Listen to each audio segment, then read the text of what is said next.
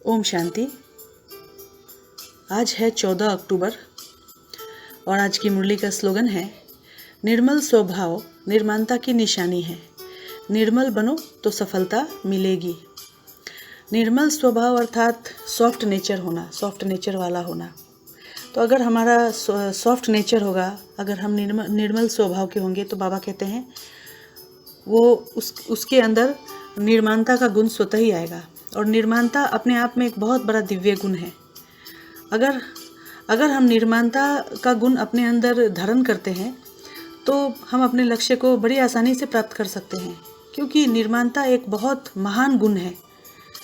और अभी के समय में तो हमको अगर निर्माणता का ये विशेष गुण अगर हम अपने अंदर धारण कर लेते हैं तो हमारी बहुत सारी प्रॉब्लम ऐसे ही सॉल्व हो जाएगी और ये अपने आप में हमको हमारे लक्ष्य के समीप ले जाएगी। तो इसलिए बाबा कहते हैं कि निर्मल बनो तो सफलता मिलेगी, क्योंकि सेवा में सहज और सदा सफलता प्राप्त करने का मूल आधार ही है निर्माण बनना, निर्माणचित बनना। निर्माण बनना ही स्वमान है और सर्व द्वारा हमको मान प्राप्त कराने का भी सहज साधन है। निर्माणता का गुण निर्माण बनना झुकना नहीं है, लेकिन सर्व को अपनी विशेषता और प्यार में झुकाना होता है। क्योंकि कई बार हम ऐसा सोचते हैं कि अगर हम निर्माण बनते हैं और झुकते हैं तो लोग हमें कमज़ोर समझेंगे। तो बाबा वही कहते हैं कि निर्माण बनना झुकना नहीं, लेकिन सर्व को अपनी विशेषता और प्यार में झुकाना है। जितना निर्माण उतना सबके दिल में महान और स्वतः ही बनेंगे हम। क्योंकि निर्माणता जो है वो निरहंकारी हम बच्चों को सहज बना देती है। निर्माणता के गुण से तो हम सबकी दुआएं प्राप्त कर सकते हैं। ये तो सहज साधन है दुआएं प्राप्त करने का।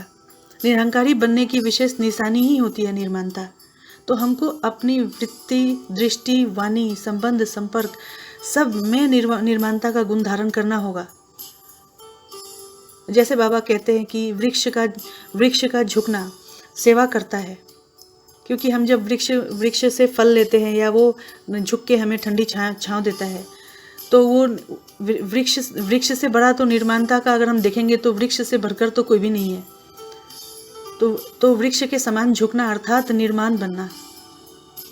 और ये एक सच्चे सेवाधारी की भी निशानी है निर्माणता। सेवाधारी अर्थात ही निर्माण चित्त वाला। तो बाबा कहते हैं कि जो निर्माण रहता है वह सर्व द्वारा मान प्राप्त करता है, क्योंकि स्वयं निर्माण बनेंगे तो हम दूसरों को भी मान दे सकेंगे।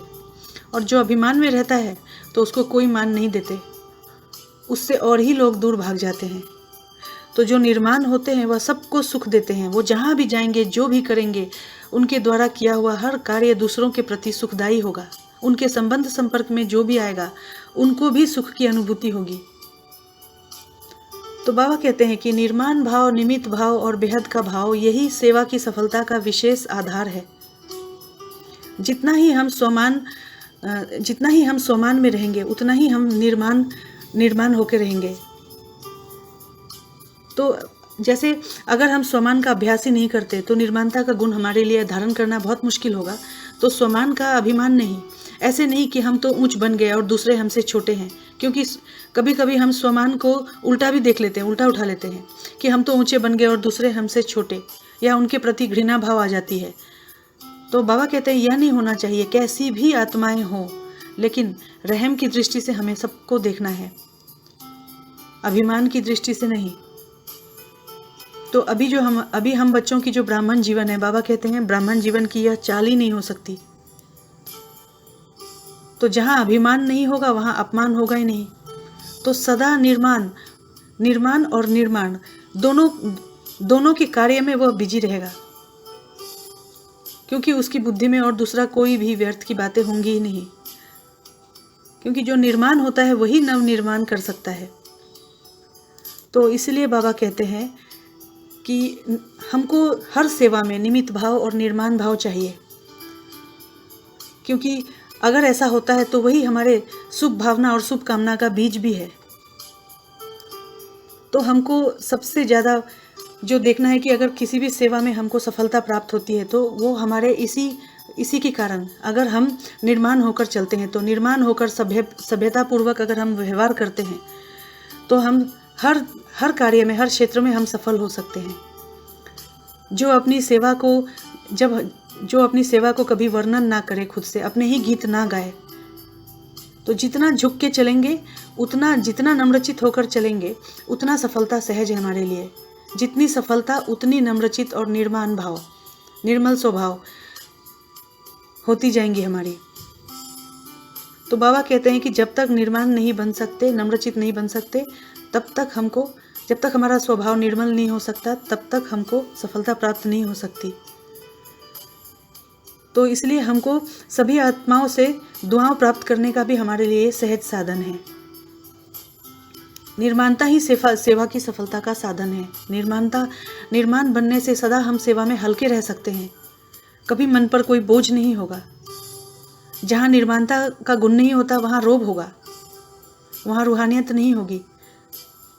इसलिए बाबा कहते हैं कि जैसे बाप कितना नम्रचित बनकर आते हैं, तो ऐसे ही हमको भी फॉलो फादर होकर चलना है। अगर जरा भी सेवा में रोब आ जाता है, तो वह सेवा समाप्त हो जाती है। इसके लिए ब्रह्मा बाबा का उदाहरण भी दिया है कि ब्रह्मा बाबा ने तो अपने पूरे जीवन में सदैव नम्रचित होकर चले। उन्होंने कभी नहीं कहा कि पहले मैं। सदैव वो कहते थे कि आगे बच्चे, पहले बच्चे। और स्वयं को कभी भी उन्होंने आगे नहीं बढ़ाया। इसलिए वो बाबा की नज़र में सबसे सच्चे नंबर 1 योग्य सेवाधारी थे। दूसरों को सदैव वो मान देकर चलते थे। यह देना ही सदा के लिए लेना होता है।